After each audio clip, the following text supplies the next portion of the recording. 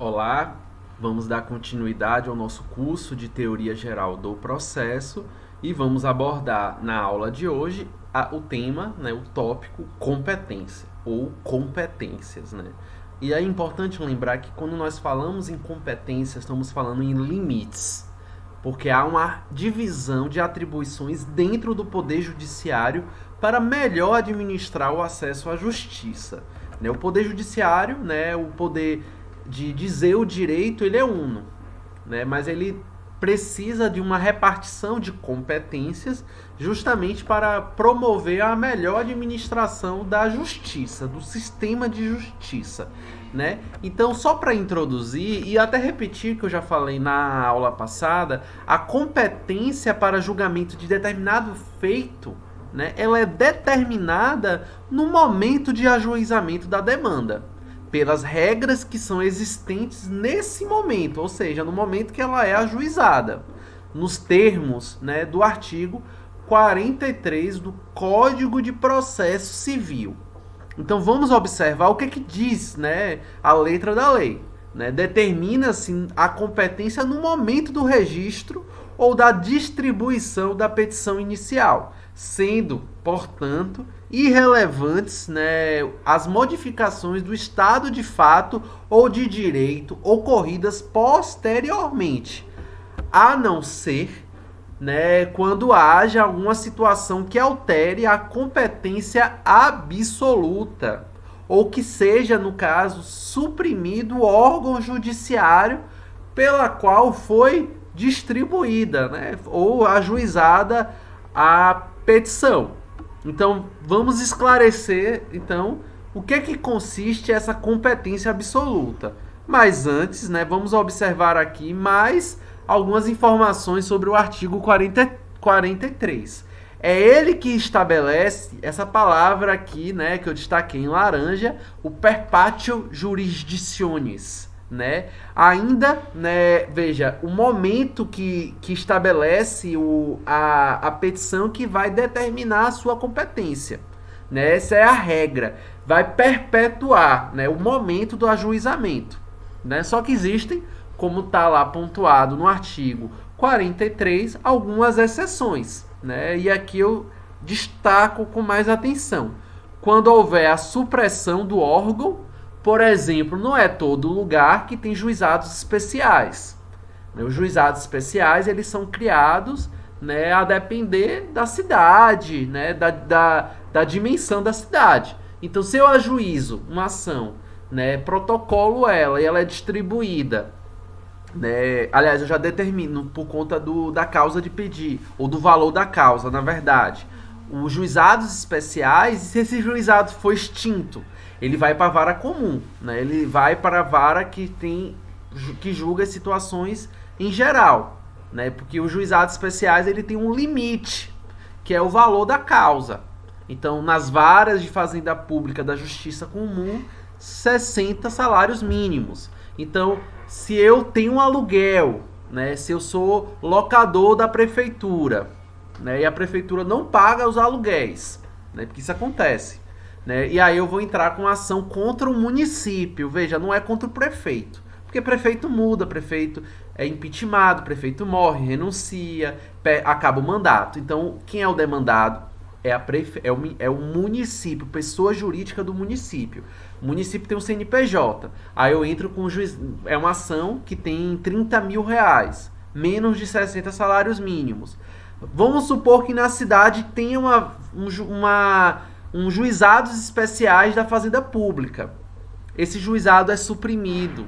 Então ele vai para a vara da Fazenda Pública, porque é aquelas que pegam as ações que envolvem a Fazenda Pública. Observem, pessoal, nem todo município existem varas de Fazenda Pública. Por exemplo, em Anápolis, é onde eu ajuizei a minha ação para conseguir minha promoção para mestre.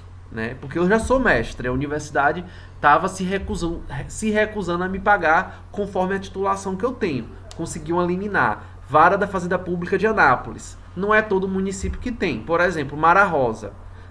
Mara Rosa tem vara da Fazenda Pública? Não deve ter, porque é um município muito pequeno. Mas se tiver e depois for extinto, né? Aí muda, né, esse perpétuo jurisdictionis, né? E quando houver, né, a alteração da competência absoluta, que a gente vai ver mais à frente o que consiste, né? Então, outra informação que é importante, né?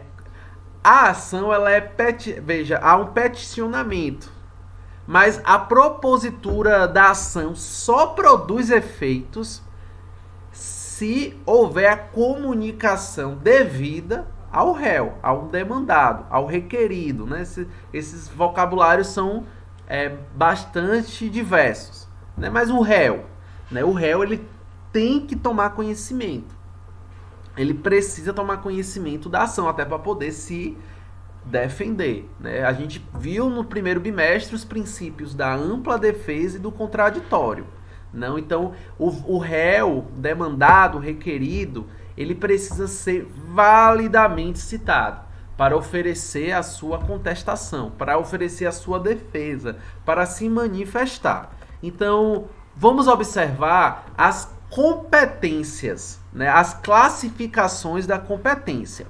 Então, nós temos, né, algumas competências, né, que são relativas e tem aqui é a regra que são absolutas. Então, é um critério para observar a classificação das competências. Então, as competências absolutas são regras criadas para atender o interesse público. Geralmente, ela já está delimitada na própria lei. Né? A própria lei já estabelece. A incompetência absoluta, ela vai determinar a remessa dos autos para outro juízo, né? E a anulação dos atos que foram realizados, né? E a competência absoluta, ou seja, aquela que é definida na lei, por exemplo, um jovem infrator, né? Ele tem como competência o lugar onde o jovem mora, não onde aconteceu o ato. Um jovem infrator em conflito com a lei, ele não é um criminoso. Né? Isso é uma pessoa que está em conflito, né, com a lei. Né? Por isso que você, após, né, cumprir uma medida socioeducativa, né, todos os registros são apagados, né, para dar a oportunidade para a pessoa recomeçar. Mas veamos aqui. Se o ato análogo ao crime foi cometido em Uruaçu, mas o jovem mora em Mara Rosa, o processo, a competência absoluta é o domicílio do jovem em conflito com a lei, não onde aconteceu o ato. Então isso é uma competência absoluta. Se começou a tramitar em Uruaçu, por ser uma competência absoluta, todos os atos que foram realizados serão anulados. E aí vai ser remetido para onde vive o jovem, né? Lá no município de Mara Rosa, só a título de exemplo. Nós temos, né, situações em que a competência ela é relativa. São aquelas regras criadas para atender o interesse particular, né, e não pode ser mudada pelo juiz de ofício. Né? Então, se celebra um contrato, né, um contrato de prestação de serviço, em que ambas as partes, né, que um contrato não é contrato de consumo, é contrato de serviço. Então, uma pessoa mora em São Paulo, outra pessoa mora no Rio.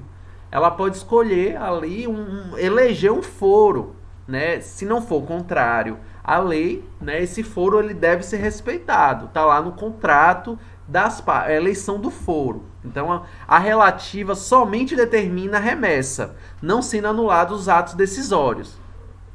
Né? E ela pode ser derrogada, pode ser modificada pelas próprias partes. Né? São situações, gente, porque em regra a competência é absoluta. Né? Então, observando aqui a classificação das competências, dando continuidade. Então, você tem as competências absolutas e relativas, e nós temos a outra modalidade de classificação, aquela que é originária e aquela que é derivada. Então, observem aqui, gente, a originária é a competência para conhecer e julgar as causas em primeiro lugar, é a primeira instância. Né? E nem sempre a primeira instância é o juízo comum de um município. Né? Por exemplo, um governador que cometeu um crime comum. Né? O juizado originário, o juiz originário não é a cidade que mora o governador, é o STJ, porque a Constituição já determinou isso. Se acontecer um caso envolvendo o presidente da República, o STF, porque lá vai ser a primeira instância.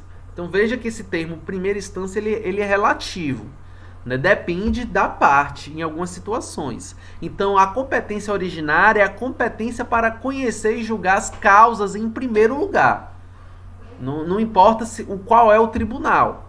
Então a regra é que os juízos singulares, ou seja, né, eu entrei com ação contra o meu locador, né, por quebra de contrato. Quem vai eu moro em Uruaçu, meu domicílio é em Uruaçu, minha residência é em Uruaçu. Então o juízo singular, né, que vai ter competência originária é a vara, né, é a Justiça Comum de Uruaçu. Vai ser distribuído em Uruaçu. Então isso que é a regra. Só que há casos excepcionais em que os tribunais e não os juízos singulares, né, que estão aqui na base, né, que vai averiguar. Então eu falei do caso do governador, né? Por exemplo, nós temos uma deputada que está sendo acusada de ter assassinado o marido, né? Vejam a diferença. Os demais participantes estão sendo julgados, né, em juízes singulares, aonde? Lá em Niterói, né, onde aconteceu.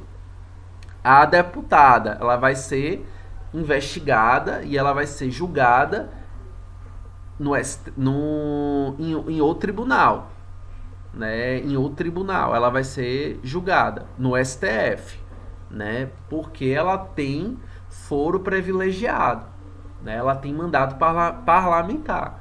Então, o juizado originário, por enquanto, se ela perde o mandato, que é o que ela está temendo, vai para a primeira instância. Aliás, vai para o juízo singular. Por enquanto, a primeira instância é o STF. Por enquanto. E a competência derivada é a competência para julgar os recursos. Né? Então, originária. Então, eu tenho uma ação contra a minha imobiliária. Teve a decisão. Não concordei com a decisão. Eu posso entrar com recurso. Então, é essa competência derivada que vai julgar, né, os recursos. Né? Então, esses recursos serão julgados lá. É a competência, é a regra que a competência derivada seja os tribunais. Então, se eu não concordo com a decisão da vara cível de Uruaçu, eu entro com recurso, vai lá para Goiânia. E aí você tem as câmeras dentro do Tribunal de Justiça. Então, assim eu termino essa primeira parte.